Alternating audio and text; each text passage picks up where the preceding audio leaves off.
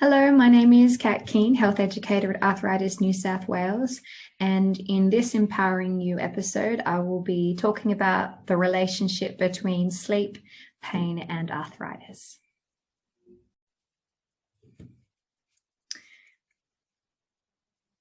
Thank you for joining me in this Empowering You episode. In this presentation, I will be outlining what is normal sleep, what that looks like, sleep changes as we age, and just helping to normalize these changes. I'll be looking at the relationship between arthritis and sleep and how arthritis may affect our sleep and vice versa. And then looking at some tips in which may help you if you have arthritis and you are having some sleep disturbances or experiencing pain when you sleep. And I think this is an important topic to talk about because often I will be approached by the wider community, past clients, about their sleep as they get older and the changes that are happening and if they are normal or not. And particularly if they have some form of arthritis, the pain that they get with the arthritis at night, but also then the fatigue that comes with the particular disease state itself. So I think it's an important topic to talk about. So first of all, I think it's very important to understand what normal sleep is, okay? Now, this is what we call sort of the sleep architecture. Looks like a city skyline. And I'm not going into this in great detail, but we go through a series of stages when we go to sleep. It's not as easy as flicking a light on and off, and you flick the light off and bam, you're asleep, and then you flick the light on and you wake up. Though it seems like that, there's actually, complex processes that are going on while we go off to sleep and while we maintain our sleep. So this would be the sleep architecture of a young person, and by young I mean about 20 years old perhaps. And so you can see the architecture moving up and down throughout the night.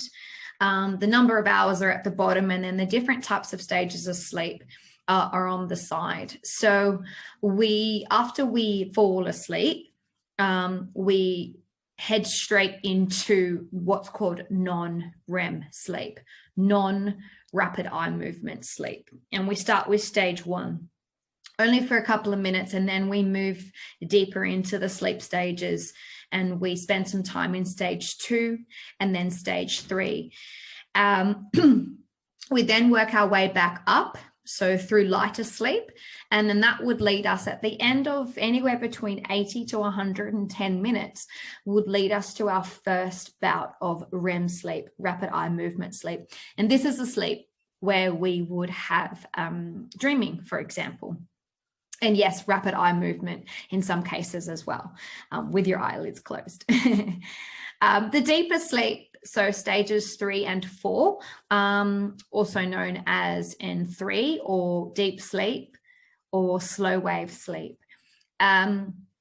We get slow wave sleep at the beginning third of the night. As you can see, that lower line here around stage 3.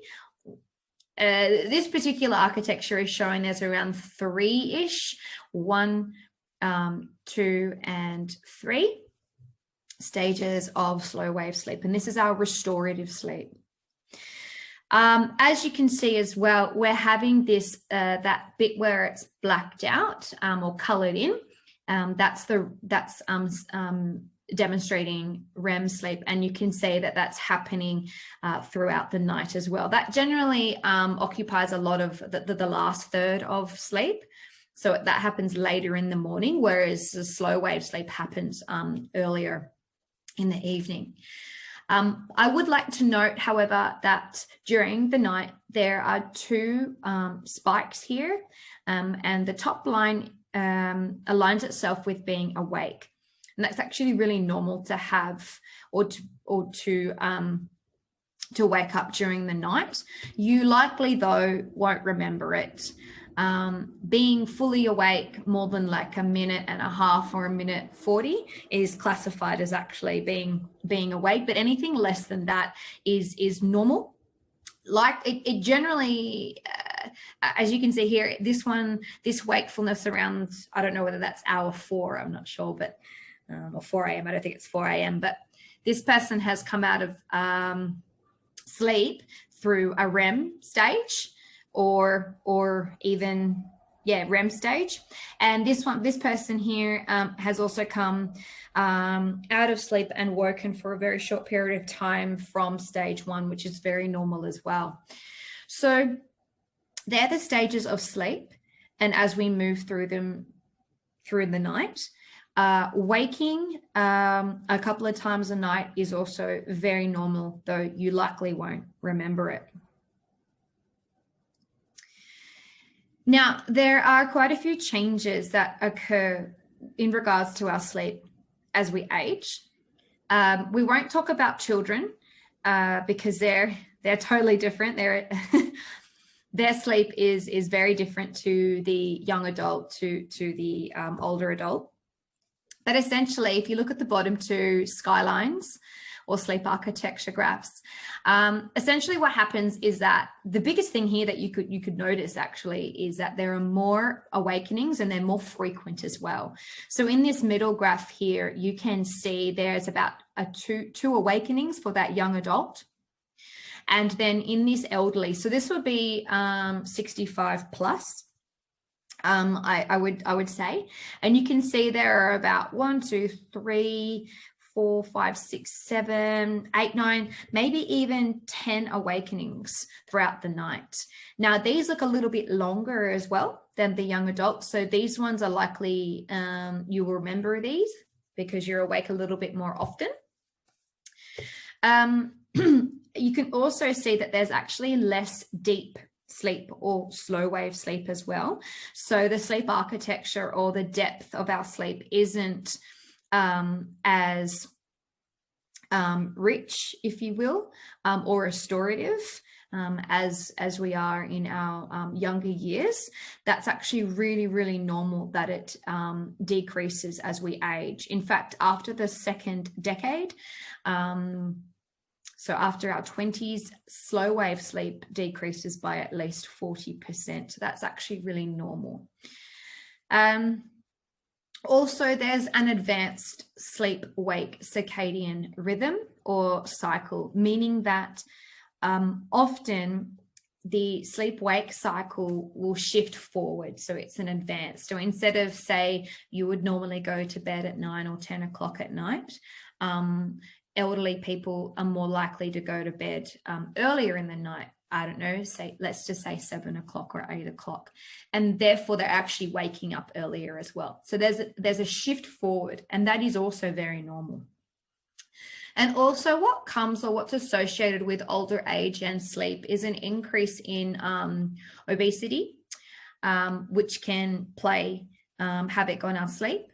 Obstructive sleep apnea, which is the OSA, restless leg syndrome, RLS, and the need to go to the toilet in the night as well. So these are also other reasons why we may wake, and they're all actually fairly normal reasons. So what's the importance of sleep? Well, I think we all will know and agree, and we've all experienced that when we get, we think that we've got a good night's sleep when we're feeling refreshed in the morning. It aids in our general feeling of well-being. It helps to consolidate memories, learning experiences from the day previous. It helps to recover and repair. So if you've got skin damage or muscle, just general cell damage, this is the time where you will repair, your body will repair itself. It improves our cognitive abilities and functions for the next day. And we have better emotional and pain regulation as well. So we can start to see this relationship occurring with sleep, in that if we don't get a good sleep, we often don't feel refreshed. We might feel a bit grumpy in the morning as well. We're not able to regulate our emotions or our feelings as well, and our pain. We can't regulate pain as well, can't tolerate it as well. And then a vicious cycle then can occur. So the relationship between arthritis and sleep. So this was from a study. It was a very comprehensive study. In fact, it was longitudinal, which is also good. So it looks at changes over time. Though, of course, a lot of the sleep-related data was from self-reporting. So there weren't any objective measures taken. With electrodes on the brain, or on the head, on the face, or the chest to monitor sleep over the night. But I think this was really, really quite insightful. And I think those people with osteoarthritis, rheumatoid arthritis, or any other type of arthritis will relate to these points regarding the relationship between arthritis and sleep. So many people, up to 2/3 of adult people living with painful, disabling knee or hip OA, had poor sleep. That just might be stating the obvious, but it's actually quite a significant amount of people with an osteoarthritis, in this case of the knee and the hip, having trouble with their sleep. 31% of people, and these were older adults, these were 65 plus, older adults, they reported problems with sleep onset. So this is their ability to get off to sleep. 81% said they had issues with sleep maintenance, so staying asleep once they were asleep, and 51% said that they were waking early in the morning, at least weekly. Now, I would just like to put that into perspective, and it's the reason why I addressed the normal changes in our sleep patterns and structure as we age. So this might be actually quite normal. It's really normal to remember those awakenings during the night as we age. And early morning wakings as well. Now, it didn't really say what was early, but remember that we do have a shifting forward of our sleep-wake cycle as we get to the older ages or years of our life, okay? However, getting off to sleep, 31% saying that they were having trouble. So that's a large amount of people. Obviously within this context. I think there were about 600 or so people within this study. So that's quite a fair few people of the study sample. There were found relationships between poor sleep and pain from arthritis, with depressed mood, and with both greater comorbidity and symptoms of restless leg syndrome, as well as obstructive sleep apnea and insomnia. So there was relationships or correlates with other types of sleep conditions, which again can be normal, but perhaps are exacerbated with people with osteoarthritis or other types of arthritis conditions. And there was another factor mentioned, and it was daytime napping. So I think with or without arthritis, daytime napping is quite common as we get to the older years of our lives. And it was common in this particular study. However, there were mixed findings when the study came to the discussion as to if napping during the day, if it adversely affects sleep quality and latency. So just looking at it in a vacuum and taking out sort of all influences, from when we wake up, every hour that we are awake, we accrue what's called sleep debt. And so by the time we get to bed, we've accrued this sleep debt, a whole lot of it, which is going to be slept off as we go to sleep. And it's part of what drives us to feel tired. So if we have little naps during the day, that might actually disrupt the buildup of that sleep debt. So that's one side of it as well. But in saying that, some studies didn't find that napping in the middle of the day or morning or afternoon, it didn't really influence sleep onset, latency, or quality. And it might be because the sleep that they get when they're napping isn't of a high quality, or it isn't very long, or not long enough to disrupt that sort of sleep-wake, sleep debt pattern. So that was very interesting as well. So I've got some tips here for those who are having sleep issues and have arthritis. My first tip would be to identify the nature of your sleep disturbances. If you have, or even if you don't have arthritis or osteoarthritis. So it's really important to note, first of all, the normal changes that occur. You're going to go to sleep earlier, no doubt, wake up earlier. That's just the way that, that they're just the changes that occur when we get older. You are going to have more frequent awakenings during the night. That might not be very fun, but that is also very normal as well. It will just depend on what type of awakenings they are. Like, are you remembering them? Are they long? Are you then having trouble getting back to sleep? You might be getting up because you need to go to the toilet more often for other reasons. Do you have obstructive sleep apnea? Is that what is waking you? Are you struggling from a form of insomnia? So are you struggling getting back to sleep for no other reason other than it just being insomnia? And then, of course, comes the arthritis and the pain. So often, well, I've heard anecdotally people saying to me, I wake in the middle of the night. I mean, I can get off to sleep fine, but I'm waking in the middle of the night. I might need to go to the loo, but then I'm in a lot of pain from my arthritis. Okay, so just identifying what is actually disrupting your sleep, because there are many different types of treatments out there that can help with your sleep. I think eating well and exercising when and as much as you can will help. Just try not to exercise intensely, at least 2 hours before you would like to go to bed.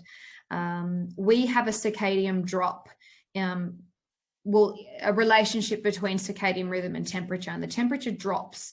Our core temperature drops a little bit when we're going off to sleep. And that's important because our bodies, we like 18 degrees around that to go to sleep and to help maintain our sleep. But if we've pumped up our core temperature, or we're warmer, our blood is pumping through our veins, it's going to be a little harder to wind down from that and to cool down and go to sleep. Eating well can also help, obviously, from a weight perspective. So if you're waking in the middle of the night because of pain, or you can't go back to sleep because of pain, or you're having trouble with your sleep onset, so falling off to sleep because of pain, have you tried some heat therapy during the night? Or to go off to sleep. So this could be warm water, warm showers. This could be heat packs, for example. Anything that provides heat can provide a soothing effect. Also, if you've got it in your hands or fingers, some people I've heard try thermal gloves as well, and that can help reduce the pain, perhaps because you may be cold, but just keeping the heat in there. That I've heard anecdotally has helped. You could try some heat creams at any point of the night as well. So sometimes we just need a little bit of a distraction from the pain, and applying the heat cream and creating that tingling sensation can actually distract us enough to fall off to sleep. And then you may well maintain your sleep until morning.